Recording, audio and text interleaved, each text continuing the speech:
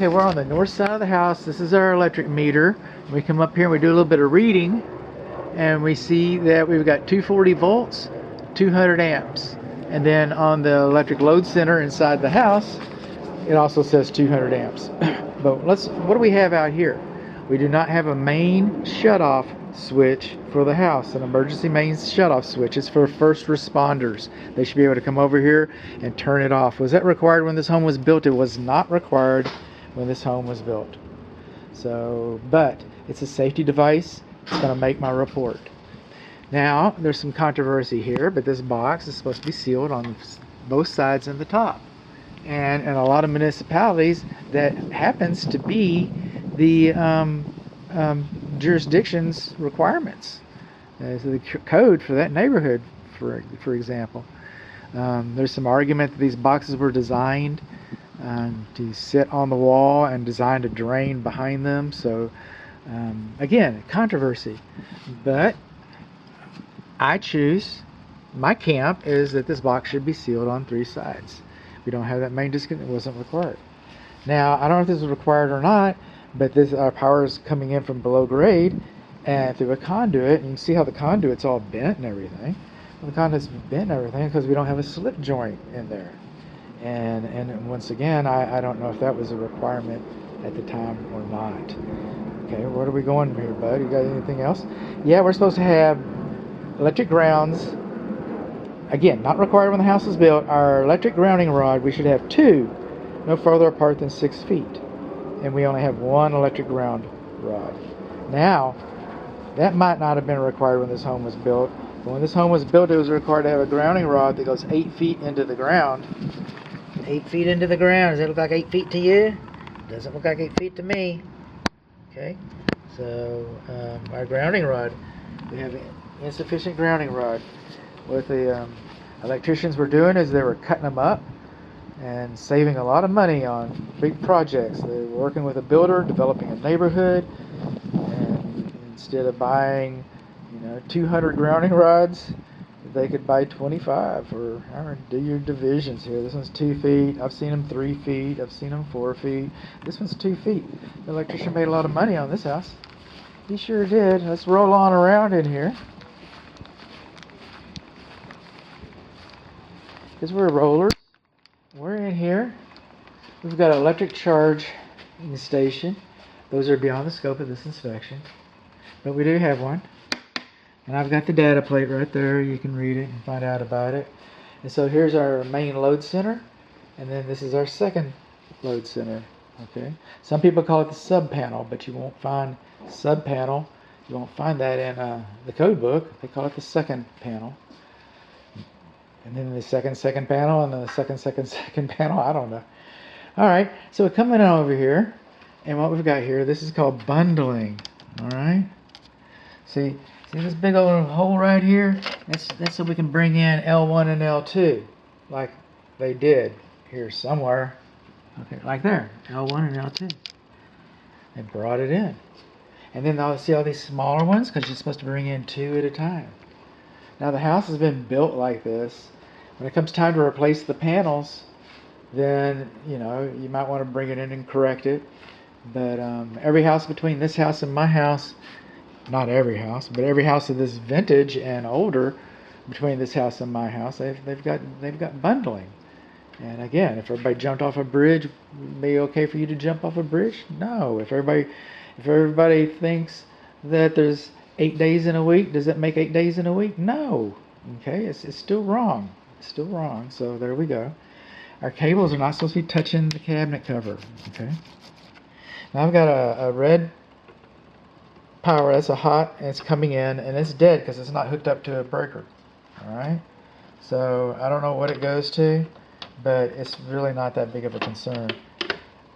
Our cables are not supposed to be in contact with the box cover. Okay, so you see these curbs right here? See that plastic? Every single box coming off the line. Hundreds of thousands a minute. Every minute of the day, every day of the year, 24 hours a day, 365 days a year, factories everywhere churning them out and out and out and out. Do you think they could save some money by cutting this back? How much money would they save? It's kind of like the grounding rods. The grounding rods are worth cutting off. Well, how much money could they save on that? But they didn't choose to do that. Why? Because those are guidelines. Our wires are not supposed to extend out past that. Those curbs are there for a safety reason. If this wire becomes energized on the panel cover, you become energized on the panel cover. Coming on along, and then we look over here, and we look at our panel cover and check this out. Got the big block right there, that's for the main breaker. Got a big section right there. Okay, got another section. Oh, we don't. This is all the way open, all the way down here, and then we've got another section down there. So we got this whole section's open. You know why? Because when you put this cover on, you got a big old hairy hole right there that you can reach inside and grab yourself a big old dose of electricity. It's called an open knockout. We're not supposed to have an open knockout. Okay, coming on down. Are you through yet? No, I'm not through. We're just getting started. All right. See how the wires are coming through here? All right, we're supposed to have a connector. Well, over here we got the, even though we got the bundling, you got a connector over there. So yeah, we're supposed to have a connector.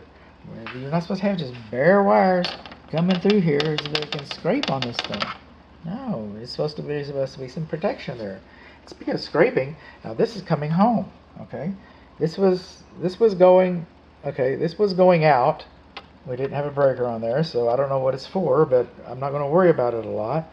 But this is coming home, and it's a 240 volt, 120 and 120 coming up here and up here, 120 and 120. Look there. All right, when you have 240 volt circuit, you're supposed to have a neutral. That's what this is. You're supposed to have a neutral, and that neutral, it should be on that bus. But it was easier just to let it hang off because it'll work. Because we'll hook the ground up and just be done with it. No, you don't just hook the ground up and be done with it. It'll run. Well, I know it'll run, but it doesn't have all the safety devices it should have. Another thing we don't have inside here, this wasn't required when the home was built, but up here is close. I don't want somebody to stick one in here, all right, or one down there. I don't want it to be too convenient for them, all right? But up close, we're supposed to have a whole house surge protector. Now that's a safety device, and it's relatively recent, and it's probably grandfathered in. I don't have one at my house. My house isn't for sale, and you shouldn't have to live like me. But we do not have a whole house surge protector. Man, okay. Whew. Finally got through it, though. You're pretty boring. Not quite. Not quite. A little boring. Thank you. Got some more bundling over here. I do not test GFCI, AFCI on the panel. I do not test them in occupied homes. This is an occupied home. Okay, but this one's got a dot on it. It's been for a while, and I don't know. I can't read it. It looks like Mr. Tester or something. I have no idea. But when I push the test button, it doesn't trip. So we've got an AFCI that is malfunctioning. It will not trip. Okay. So, and I felt pretty confident touching that since it has this big old hairy red dot on it. So I just went ahead and tested that one. I'm not going to push these other ones. I'm just going to assume that they're working, but they might not. So if somebody's moving in, you're going to want to get this all tested. All right. See, I'm not going to push that one because the house is okay. Now, I do not know if this is fused properly. I do not know if the coming up a couple videos away from now, a 3 videos, maybe more videos away from now. But I'm going to be talking about a mini split heat pump, and I don't know where it's located, but it's I don't know where its power is coming from. It's got its own issues that are in the video, but another issue that it has is that I can't determine that it was properly fused, and it has a potential issue because these 2 breakers are for the condensing units. Okay, is that right? No, these 2 breakers are for the condensing units. AC1, AC2. No, AC1 and AC2. So I got 60 amps and 40 amps. All right, 60 amps and 40 amps. And that makes sense because see the wires are all painted, so the same drunk installed them at the same time. Okay, so a little bit of continuity. We're still making some assumptions. So on our units on the side of the house, we needed 50 amp. All right. Well, okay, we don't have that. And then coming over here, we need a 35 amp. And I imagine that's this one. So this is overfused and overfused. Both of our condensing units, because both of them are, the house is older than either one of them. And but our condensing units, required at the time, and during the day when they were less efficient, they required larger breakers. Now that they're more efficient, they use less energy, they require smaller breakers. So what does it mean when your condensing unit is overfused? Well, these breakers turn off after they experience a certain amount of energy, a certain amount of heat, okay, if you will. So what happens is that if you have a problem with your system and it starts getting hot, your motor starts getting hot, starts burning up, okay, these breakers will not trip in a timely manner. Okay, if they don't trip in a timely manner, then the system runs in a critical condition longer than it had to, which causes shorter lifespan. Okay, no promises, no guarantees, but that's what happens. That's what happens. And then we come over here and we look over here and we see our drywall. Here, our drywall is coming out through here. All right, see this cover? It's supposed to mount flush. See, like this cover right over here. Now it might not be perfectly flush. I get it. See that? But it's less than 1/8 of an inch, or about 1/8 of an inch, less than a 1/4 inch. All right. When this panel cover is over here, it's like in here. Why do we want the panel cover over the box? Why don't we want a metal panel cover over the box? Why don't we have a wood panel cover over the box? Oh, that'd be cheaper. Why don't we even have a panel cover? Why don't we have a, take your pick. Why do we want a metal box and a metal panel cover? We want it to keep the sparks from getting out. If this cabinet melts down, okay, it stays in the cabinet. But this cabinet's about to melt down. Well, I'm not promising. If this cabinet were to melt down, there's nothing to keep it from jumping out of here, to grab into this paper and this gypsum board, and then the fire just comes out around here and around there, and pretty soon you have a fire in your wall. It was in the box. It was bad. It was bad. It was in the box. That was real bad. But now it's outside of the box. Now it's out of the box, and that's going up the wall. Okay, it's going in your house. That's why we want the panel covers to fit. You're making a big deal out of that, bud. Well, it's not a big deal, really. It isn't a big deal unless you have a fire. If you have a fire, now you know why. That's what you know.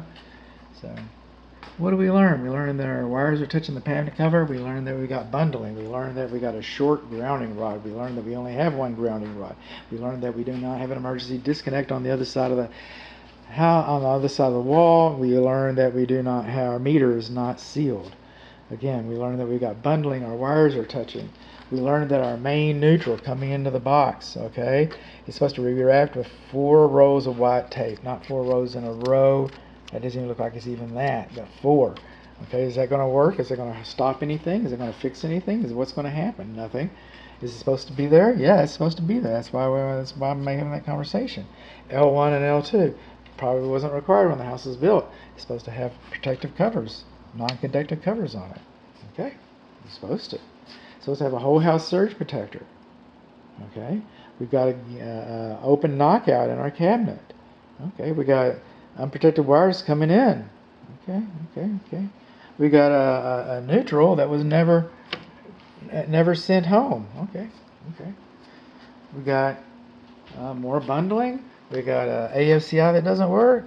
We've got a gap in our cabinet cover right there. Okay. I'm getting it, bud. I'm getting it. But I'm not through yet. I'm never hardly through. Okay. See this? This is called handwriting. All right. The instructions, okay, and the code, okay, they say printing. See that danger right there? That's printing. See where it says fusion electric right there? That's printing. See where it says Kruger heating and air right there? That's printing. So the code and the manufacturer, okay, the International Residential Code, the National Electrical Code, and what's it, Square D, they all think this should be printed. I didn't make that up. I didn't wake up this morning and say, how am I going to piss everybody off? You know what? I don't like that handwriting on there. I think I want it to be. I think it should be printing. I don't care actually. Mine's handwritten, but I'm telling you that it's not supposed to be. Mine's not supposed to be. If mine's not supposed to be, yours isn't supposed to be.